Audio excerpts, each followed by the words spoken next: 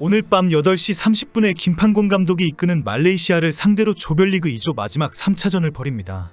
한국 대표팀의 선발 출전 선수가 누구일지, 어떤 변화를 줄 것인지 큰 관심을 받고 있습니다. 한국이 조 1위와 2위를 스스로 선택하는 경기를 펼칠 것이라고 보기 때문입니다. 그런데 이런 상황에 클리스만 감독이 무조건 크게 승리한다라고 강조했습니다. 게다가 손흥민이 출전한다는 것을 암시하기까지 했습니다. 즉각 해외 언론에 보도되면서 해외 중계 방송국들이 분주하게 움직였습니다. 김판곤의 말레이시아도 적극적으로 나오고 있습니다. 상황이 긴박하게 돌아가는 오늘 밤입니다. 오늘 경기에서 대승을 거두거나 같은 시각 다른 경기장에서 열리는 바레인전에서 요르단이 무승부 혹은 패배를 당하면 한국은 조 1위가 됩니다.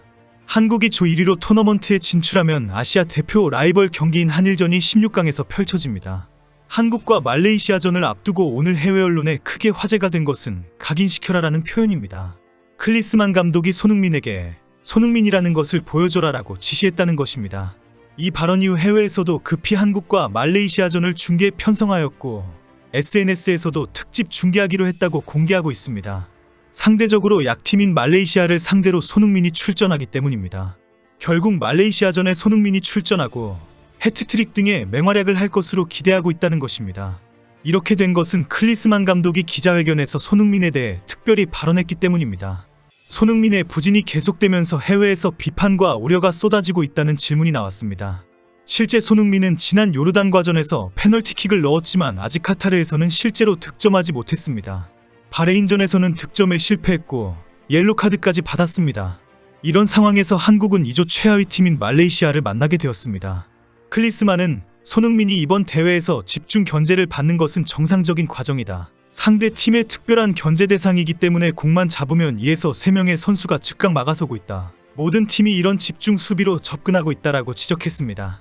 그러나 손흥민은 이럴 때에 어떻게 대처해야 하는지 잘 알고 있다. 당연히 자신만의 공간을 찾아서 돌아야 하고 반드시 놀라운 모습을 보여주어야 한다. 앞으로 토너먼트에서 자신을 각인시킬 수 있는 활약을 하게 될 것을 기대하고 있다라고 강조했습니다.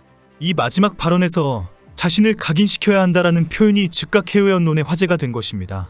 많은 해외 언론들이 말레이시아전에 손흥민이 출전한다, 많은 골을 넣을 것이다라고 보도했습니다.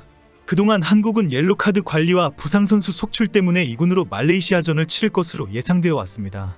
그러나 클리스만의 발언으로 한국이 대승하려고 한다, 손흥민이 출전할 것이다 라고 보도되고 있습니다. 클리스만 감독은 반드시 승리하겠다라는 각오와 함께 김판곤의 말레이시아 팀을 경계했습니다. 김판곤 감독이 한국 선수들에 대해 너무 잘 알고 있다는 이유입니다. 특히 말레이시아가 바레인을 상대로 너무 좋은 경기를 펼쳤다고 인정했습니다. 위협적인 장면을 많이 만들어내었기 때문에 절대 방심하면 안 된다고 강조했습니다. 김판곤 감독은 지난 2018년에 국가대표 전력 강화위원장으로 업무를 수행한 적이 있습니다. 한국 대표팀의 전력에 대해 아주 치밀한 장단점을 분석하고 새로운 대책까지 고민해왔습니다. 파울루 벤투 감독을 선임하면서 핵심적인 역할을 했습니다. 이에 클리스만은 김판곤 감독은 한국 선수들에 대해 많이 알고 있다, 말레이시아에게는 큰 도움이 될 것이라고 지적했습니다. 그리고 그럼에도 우리의 리듬과 템포로 경기를 운영하는 것이 가장 중요하다라고 강조했습니다. 김판곤 감독이라고 해서 완전히 달라진 모습으로 변화를 주는 것보다는 훈련한 대로 작전을 펼치겠다고 밝힌 것입니다. 실제 현재 말레이시아는 바레인전과의 2차전에서 0대1로 패하는 바람에 한국전을 승리하더라도 승자승 원칙에 의해 조 4위를 벗어나지 못하고 탈락이 확정된 상황입니다. 패배를 했지만 말레이시아는 어려운 중에도 바레인을 위협하는 훌륭한 경기를 펼쳤습니다. 비록 주도권도 내주고 일부 수비 지표를 제외한 모든 스탯에서 상대의 열세였지만 두 줄 수비를 바탕으로 역습 한 방을 노리겠다는 전략은 특별했습니다. 그러나 아쉽게도 마지막 1분을 버티지 못하고 무너져버렸습니다. 결국 말레이시아는 남은 경기 결과에 관계없이 조 4위가 확정되며 16강 진출이 좌절되었습니다. 말레이시아는 앞서 두 경기에서 한 골도 넣지 못한 채 5실점을 하면서 조기 탈락이 확정되었습니다. 그러나 김판곤 감독이 부임한 후 말레이시아 축구는 놀라운 성장의 모습을 보여주었습니다. 김판곤 체제에서 말레이시아는 아세안 축구연맹 미쓰비시컵에서 4강을 이끄는 등 지도력을 입증했습니다. 3월과 6월에는 2026 국제축구연맹 북중미 월드컵 아시아 지역 2차 예선 통과를 목표로 잡고 있습니다. 이렇게 성과에도 불구하고 김판곤은 아시안컵 부진으로 거취해 압박을 받고 있습니다. 어제 열린 기자회견에서도 말레이시아 기자들은 16강에 오르지 못했다, 당신의 자리를 지킬 수 있겠는가? 손흥민과 이강인을 막을 수 있는 대책이 있는가라는 질문을 쏟아내었습니다. 형식이 기자회견 질문이지 비난이면서 조롱과 같은 지적질에 가까운 무례한 상황이었습니다. 이에 김판곤은 그동안 내가 만들어낸 성과는 인정하지 않느냐. 나는 지난 2년 동안 말레이시아 축구를 위해 최선을 다했다는 것을 증명했다. 앞으로도 최선을 다할 수 있다고 확신한다라고 대답했습니다. 이런 강력한 대답에 현장의 기자들은 더 따지고 덤벼들었지만 김판곤 감독은 더 강하게 대답했습니다. 오늘 말레이시아 언론은 김판곤 감독이 자신의 의지를 확고히 주장했다라고 보도했습니다.